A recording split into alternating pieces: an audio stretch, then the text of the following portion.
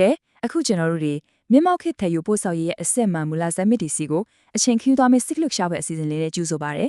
ကျွန်တော်တို့နေ့စဉ်တူးနေတဲ့မိုးတိုရန်ရဲ့တမိုင်းကြောင်းကတကယ်တော့ထင်ထားတာထက်အများကြီးပို့ပြီးစိတ်ဝင်စားစရာကောင်းနေပါတယ်ဗျာဒီတော့တမိုင်းတစ်လောက်ကအရေးပါတဲ့အဖြစ်အပျက်တွေကိုအခုလိုစနစ်တကျပြင်ဆင်ထားတဲ့အချက်လက်တွေနဲ့အတူအားလုံးအတွက်ရှင်းလင်းတင်ဆက်ပေးသွားမှာပါကဲဒီအကြောင်းကိုအတူတူသေချာလေးလေ့လာကြည့်လိုက်ကြရအောင်ဗျာလက်စစ်ကားတွေဆိုတာ21ရာစုရောက်မှပေါ်လာတဲ့ခေတ်သစ်တီထွင်မှုတစ်ခုလို့အများစုကအထင်မှားနေကြတာပါတကယ်တော့လက်စစ်ကားတွေကိုမကြသေးခင်မှာစံတစ်ဖန်တီးလိုက်တာလုံးဝမဟုတ်ပါဘူးဒါဟာအတော်လေးကိုလွဲမှားနေတဲ့အယူအဆတစ်ခုဆိုတာမကြခင်သိလာရပါလိမ့်မယ်ဆိုတော့လက်စစ်ကားတွေကိုဘယ်သူကများစတင်တီထွင်ခဲ့တာလဲဆိုတဲ့မေးခွန်းကတကယ်ကိုစိတ်ဝင်စားဖို့ကောင်းလာပါပြီဒီချက်လက်တွေကနေတကယ်ကိုပြောင်းမြောက်စွာတက်တက်ပြနေတာကတော့ချက်3ယောက်ပြည့်ညွန့်ဝန်းကျင်လောက်မှာလက်စစ်ကားတွေဟာဈေးကွက်မှာနေရအများကြီးရယူထားခဲ့တယ်ဆိုရင်အန်အော့စရာအချက်ပါပဲစဉ်းစားကြည့်ပါနော်အဲ့ဒီအချိန်ကရောင်းချခဲ့ရတဲ့ကားစုစုပေါင်းရဲ့38ရာခိုင်နှုန်းကလက်စစ်ကားတွေဖြစ်နေခဲ့တာပါဒါဟာရာစုနဲ့အကူးပြောင်းမှာလက်စစ်ကားတွေကဘယ်လောက်တောင်လူကျိတ်များပြီးနေရာယူထားခဲ့လေဆိုတာကိုခိုင်ခိုင်မာမာတက်တက်ပြနေရပါပဲ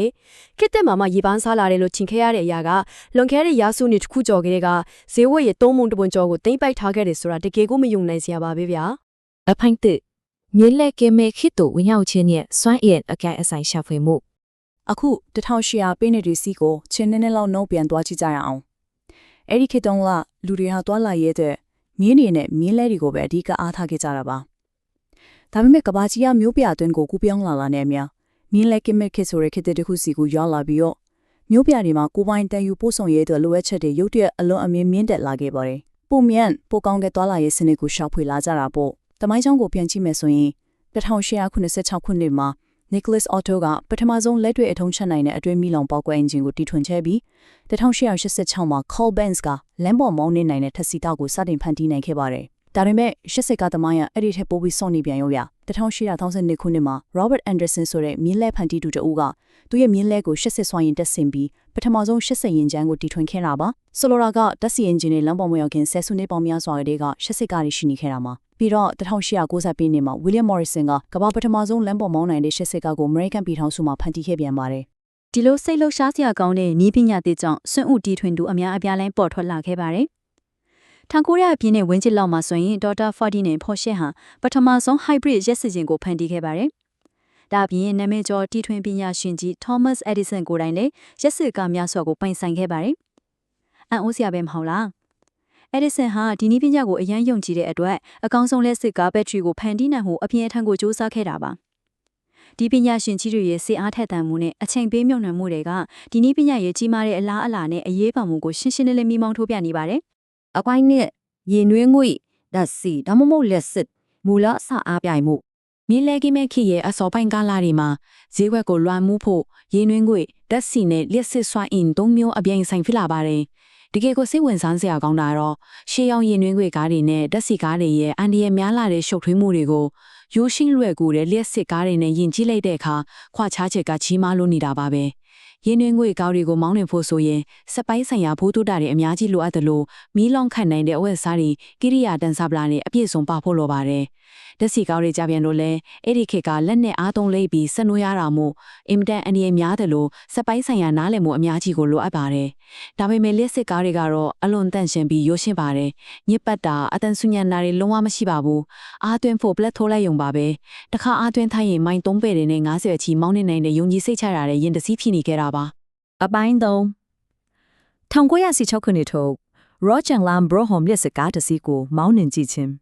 အခုဆိုရင်တမိုင်းဝင်လက်စစ်ကားရဲ့အကြောင်းအခြေခံသိသွားကြပြီဆိုတော့တနင်္ဂနွေဝင်ရက်16ခုနှစ်ကထုတ်လုပ်ခဲ့တဲ့ကြီးမာပြီးတေသက်လာပါစွာပြန်လဲပြီးပြင်ထားတဲ့ Roger Lamb လက်စစ်ကားကြီးထဲကိုအတူတူဝင်ရောက်ပြီးဘယ်လိုမောင်းနှင်ခဲ့လဲဆိုတော့ကိုလေ့လာကြည့်ကြရအောင်ဗျဒီကားရဲ့အပြင်ပိုင်းတွင်မြင်ကိုကြည့်မယ်ဆိုရင်အလွန်ထူးခြားတာကိုတွေ့ရပါလိမ့်မယ်။ Data Sport တိုင်တွေပါတဲ့လက်နဲ့ကြီးပြီးပုံစံကြီးမားတဲ့ဘီးရီကိုအသုံးပြုထားပါတယ်။ကားရဲ့ရှေ့ဘက်နဲ့နောက်ဘက်မှာတော့အလွယ်တကူလဲတက်ဆင်နိုင်တဲ့ Deep Cycle Battery တွေတင်စီထားတဲ့အခန်းငယ်လေးတွေပါရှိပါတယ်။ဒါဟာအဲ့ဒီခေတ်ကတည်းကအသုံးပြုရလွယ်ကူအောင်ဖန်တီးထားတဲ့စနစ်ကျတဲ့ဘက်ထရီနေရာချထားမှုပါပဲ။အခုကျွန်တော်တို့ခေတ်သစ်ကားတွေရဲ့ Steering B နဲ့1986ခုနှစ်ကတစ်လာလို့ခေါ်တဲ့လက်ကင်တန်အသုံးပြုပုံတွေကိုနိုင်ရှင်ကြည့်ကြမယ်နော်။အချို့ကားတွေမှာ Steering B သုံးပေမဲ့အဲ့ခေတ်ကအများစုကတော့ရှီပီတွေကိုထိန်းချုပ်ဖို့ဒီလိုလက်ကင်တန်မျိုးကိုပဲသုံးကြတာပါ။ဒီလိုအပေါ်ပိုင်းလေးလံတဲ့ကားကြီးကိုအကွေ့အကောက်တွေမှာထိန်းချုပ်မောင်းနှင်ဖို့ဆိုတာ STIMB လဲတာထက်ခန္ဓာကိုယ်ရဲ့အားကိုပိုသုံးပြီးလှုပ်ရှားဖို့လိုအပ်ပါတယ်။ဒါဟာတာမန်အားဆက်ယုံနဲ့မရပါဘူး။တော်တော်လေးကိုရုန်းကန်လှုပ်ရှားရတဲ့အပိုင်းပါဗျ။ STIM ကခက်ခဲပေမဲ့ကားရဲ့အမျက်နှုံးကိုထိန်းချုပ်တဲ့စနစ်ကတော့အလွန်ကိုရိုးရှင်းပြီးညံရီပြောင်မြောက်လာပါတယ်။လက်နဲ့ထိန်းချုပ်ရတဲ့မောင်းတန်ကိုရှေ့ကိုတွန်းလှည့်ကြနဲ့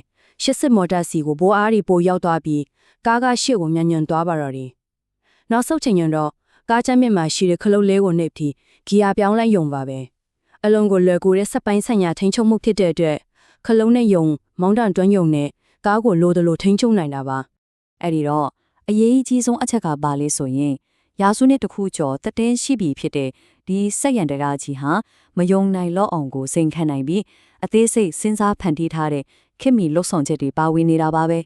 ချစ်စစ်မိုတာရဲ့လေပတ်တန်တိုးတိုးလေးကလွှဲရင်ကားမောင်းနေချိန်မှာတိတ်ဆိတ်ငြိမ်သက်နေတာပါပဲနောက်ပြီးရက်စစ်ကားတွေရဲ့အထူးအားသာချက်ဖြစ်တဲ့ချက်ချင်းယုံထွက်နိုင်တဲ့အင်အားကိုလည်းရရှိနိုင်ပါသေးတယ်အတွင်းခန်းမှာဆိုရင်မျက်နှာချင်းဆိုင်ထိုင်ပြီးစကားပြောလို့ရတဲ့ရှေ့ထိုင်ကုန်တွေအပြင်ကိုရှင်းရှင်းလင်းလင်းမြင်ရတဲ့မန်ချက်ကြီးတွေအပြင်လှပတဲ့ပန်းအိုးလေးတွေတောင်အလတ်ဆင်ထားတာတွေ့ရမှာပါစဉ်းစားကြည့်ပါတော့1916ခုနှစ်တုန်းကဒီလိုကားမျိုးနဲ့သွားလာရတာဘလို့တောင်အဆင်မီပြီးတက်တုံတက်တာရှိလိုက်မလဲဆိုတာကိုပေါ့ ကဲဒီနေရာမှာတစ်ချက်လောက်တွေးကြည့်ကြရအောင်ပါ